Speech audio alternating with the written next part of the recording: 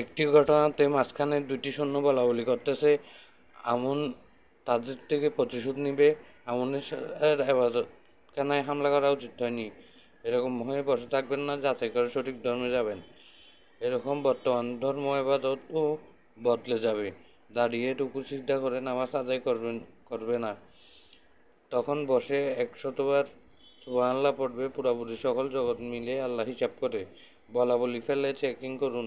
সঠিক ধর্ম পিঠে আছে মতোই সর্বোচ্চ সৎভাবে মনস্থির করে চলবেন, সিদ্ধান্ত নিন।